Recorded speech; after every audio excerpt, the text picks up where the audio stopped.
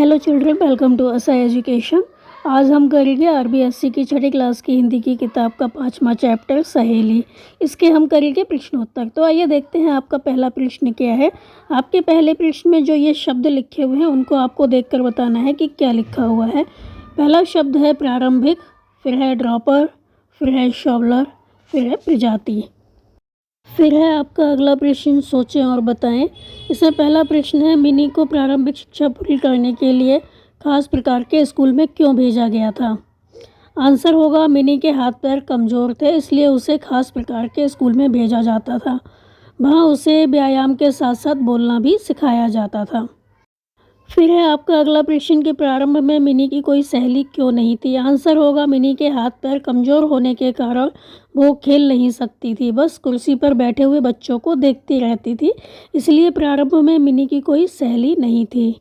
फिर है शॉवलर प्रजाति के पक्षी अपने मूल स्थान से गर्म प्रदेशों में क्यों उड़ जाते हैं।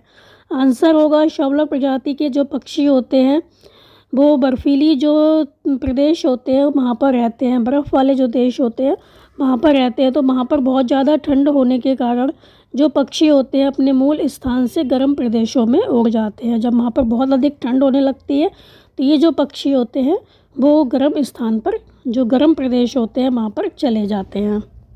फिर है आपका अगला प्रश्न, ये है बहुविकल्पीय प्रश्न। इसमें 4 ऑप्शन दिए गए हैं, आपको देखना है कि कौन सा सही है। तो इसमें पहला प्रश्न है, मिनी की गोद में आकर गिरने वाली चीज़ थी। तो मिनी की गोद में आकर गिरने वाली चीज़ क्या थी। कबूतर था, शॉवलर प्रजाति की बतख थी, भूरे रंग का तीतर था या सारस था। आंसर होगा खा, शॉवलर प्रजाति की बतख थी। फिर है मार्च के महीने में मौसम होता है। तो मार्च के महीने में जो मौसम होता है वो कैसा होता है। मार्च के महीने में ठंड होती है, गर्मी होती है, पतझड़ होता है या बारिश होती है। आंसर होगा गा, पतझड़। तो मार्च के महीने में मौसम होता है पतझड़। पहले का आंसर होगा खा और दूसरे का आंसर होगा गा। आपका अगला प्रश्न, निम्न वाक्यों के आगे सही वाक्य पर सही और गलत वाक्य पर गलत का चिन्ह लगाएं। जो वाक्य सही है उसके आगे सही का निशान और जो वाक्य गलत है उसके आगे गलत का निशान। तो पहला है, मिनी अन्य बच्चों के साथ सामान्य स्कूल में पढ़ती थी।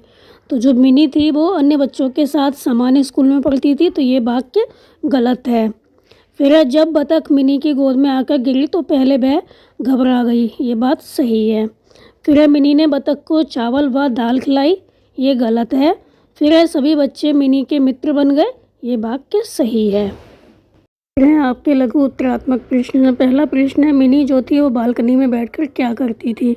आंसर होगा कि शाम को मौसम ठंडा होने पर जो मिनी थी वो अपनी कुर्सी को बालकनी में ले जाती थी और मिनी बालकनी में बैठकर बच्चों को खेलते हुए देखती थी। फिर है, शॉवलर प्रजाति के पक्षी भारत में किस मौसम में आते हैं और कब वापस लौट जाते हैं। तो शॉवलर जाति के जो पक्षी होते हैं भारत में ठंड के मौसम में आते हैं और गर्मी के मौसम में वापस लौट जाते हैं। फिर है, बतख मिनी के घर पर कैसे आ गई थी। तो मिनी बालकनी में बैठी हुई थी, तभी बतख पंख फड़फड़ाते हुए मिनी की गोद में आकर गिर गई थी, बस इसी तरह बतख मिनी के घर आ गई। फिर है, मिनी का ध्यान आते ही अंजू ने अपने मुंह पर हाथ क्यों रख लिया था। आंसर होगा, अंजू ने बतख के लिए कहा कि यहाँ इसका कोई दोस्त नहीं बनेगा क्योंकि यह लंगड़ी है। लेकिन मिनी का ध्यान आते ही अंजू ने अपने मुंह पर हाथ रख लिया क्योंकि मिनी भी हाथ पैर कमज़ोर होने के कारण चल फिर नहीं सकती थी। तो अंजू को एकदम क्या हुआ, मिनी का ध्यान आ गया था क्योंकि मिनी के हाथ पैर कमज़ोर थे और वो हाथ पैर कमज़ोर होने के कारण चल नहीं सकती थी। तो अंजू ने बतख के लिए कहा कि यहाँ इसका कोई दोस्त नहीं बनेगा क्योंकि यह लंगड़ी है। लेकिन मिनी का ध्यान आते ही अंजू ने अपने मुंह पर हाथ रख लिया क्योंकि मिनी भी हाथ पैर कमज़ोर होने के कारण चल फिर नहीं सकती थी, लेकिन बाद में उसके दोस्त बन गए थे। फिर है आपके दीर्घ उत्तरात्मक प्रश्न। पहला प्रश्न है, मिनी अन्य बच्चों के साथ खेलने क्यों नहीं जा पाती थी। आंसर होगा, मिनी के हाथ पैर कमज़ोर थे इसलिए वो खेल नहीं सकती थी। तो वो कुर्सी पर बैठे हुए बच्चों को देखती रहती थी, उनको देखती रहती थी कि वो कैसे खेलते हैं। इसी वजह से मिनी की कोई दोस्त नहीं बन पाई थी। इसी वजह से मिनी सबके साथ उनके स्कूल भी नहीं जा पाती थी। मिनी की जो प्रारंभिक शिक्षा थी वो पूरी करने के लिए खास प्रकार के स्कूल में उसको भेजा जाता था। फिर है आपका अगला प्रश्न कि मिनी ने बतख की देखभाल कैसे की।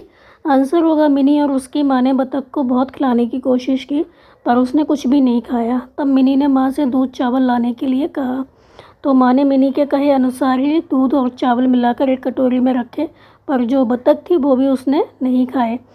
तब मिनी ने उसे गोद में उठाकर क्या किया, ड्रॉपर से दूध पिलाया। दूध पीते ही उसकी आंखें चमकने लगी, मतलब जो बतख थी उसने दूध पी लिया। मिनी ने उसे अपने साथ रात में पलंग पर सुलाया और सुबह होने पर पहले उसने बतख को नाश्ता खिलाया, फिर बाद में उसने खाना खाया। फिर मिनी ने उसके घायल पंखों पर दवा भी लगाई। फिर आपका अगला प्रश्न है, अन्य बच्चों की मित्रता मिनी से कैसे हुई। तो अन्य बच्चों की मित्रता मिनी से कैसे हुई। एक बार क्या हुआ, मिनी के घर बतख के आ जाने पर कई बच्चे उसके घर आए और मिनी की माँ से बोले, आंटी हम बतख को देख लें। तो मिनी बतख को ड्रॉपर से दूध पिला रही थी। सभी बच्चों ने उसे छू छू कर देखा और अपने स्कूल जाने से पहले मिनी से कहकर गए, मिनी हम सब स्कूल से लौटकर फिर आएंगे। तो शाम को बच्चे मिनी के घर आए। इसी तरह धीरे धीरे सभी बच्चे मिनी के मित्र बन गए। अगला प्रश्न है, मिनी व उसके पापा ने बतख को नहर के पानी में क्यों छोड़ दिया। आंसर होगा, एक दिन मिनी के पिताजी मिनी और बच्चों को नहर के पास वाले पार्क में ले गए। सहेली बतख को भी साथ लेकर गए थे। तो बतख को नहर में तैरने के लिए उतारा। फिर धीरे धीरे वो तैरने लगी और फिर पंख फड़फड़ाकर पानी में उछलने लगी। तो जो बतख थी वो पानी में तैरने लगी, उसको बहुत अच्छा लगा। बच्चे कुछ देर तक उसे तैरते हुए देखते रहे। तो जो बतख थी वो तैरते तैरते काफ़ी दूर निकल गई और बाद में अपने परिवार से मिल गई। तो वो बहुत खुश थी जो बतख थी, क्योंकि उसको अपना परिवार मिल गया था। तो जो मिनी और उसके पापा थे उन्होंने बतख को पानी में ही छोड़ दिया। फिर है आपका अगला प्रश्न, अब वह धीरे धीरे चलने के साथ अन्य कार्य भी करने लगी। तो इस वाक्य में जो धीरे धीरे शब्द है, चलना क्रिया की विशेषता बता रहा है। तो वो मतलब कैसे चलने लगी, तो यहाँ बताया गया है कि कैसे चलने लगी, धीरे धीरे चलने लगी। तो जो शब्द क्रिया की विशेषता बताते हैं उन्हें क्रिया विशेषण कहते हैं। मतलब क्रिया की विशेषता बता रहा है तो क्रिया विशेषण। आप भी पाठ में आए अन्य ऐसे शब्दों को छांट कर लिखिए जो क्रिया की विशेषता बताते हैं। चलना क्या है, एक क्रिया है। काम किया, हमने क्या किया, चला। कैसे चला, धीरे धीरे। तो मतलब चलना कैसे हुआ, धीरे धीरे हुआ। तो ये हो गया विशेषण। तो क्रिया की जो विशेषता बताता है वो कहलाता है क्रिया विशेषण। तो आंसर होगा, बच्चे चीखते हुए उसके आसपास जमा हो गए। तो बच्चे कैसे जमा हो गए, चीखते हुए। उसे गौर से देखने लगे। कैसे देखने लगे, गौर से देखने लगे। तो गौर से क्या है यहाँ पर, विशेषण है जो क्रिया की विशेषता बता रहा है। अचानक बारिश की बूंदें तेज़ी से गिरने लगी।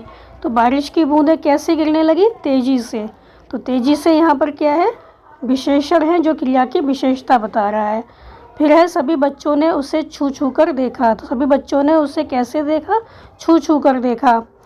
फिर है, वह जोर से पुकारने लगी। कैसे पुकारने लगी, जोर से पुकारने लगी। वह पुकारने लगी, ये क्या हुई, क्रिया हुई। पुकारने लगी, क्रिया हुई। और कैसे पुकारने लगी, जोर से। तो यहाँ पर पुकारने की विशेषता बताई जा रही है कि वो कैसे पुकारने लगी, जोर से पुकारने लगी। फिर है, मिनी उदास बैठी थी। मिनी बैठी थी, कैसे बैठी थी, उदास बैठी थी।